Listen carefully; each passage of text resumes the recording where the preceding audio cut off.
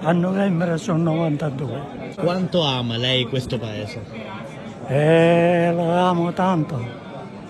Uno sempre ama sempre dove uno nasce, l'aria nativa. E lei 92 anni fa nacque qui a San Marco d'Alunzio? Sì, nato a San Marco d'Alunzio. Il 5 di novembre sono 92. È rimasto sempre qui a San Marco d'Alunzio o si è spostato per lavoro altrove? Mi ho spostato nella maniera di carbone in Olanda a lavorare 1900 mesi sottoterra per il carbone.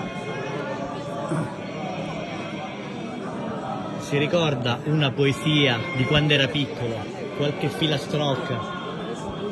Gli viene in mente qualche... Guarda, ci posso dire, io una volta c'era un vecchio, aveva un sacco vecchio, ogni tanto dava un punto, aspettate che farò un punto. I proverbi di una volta, ancora impressi nella sua mente. Sì, ci stanno. È stato un piacere averla rincontrata. Il signore, il suo nome?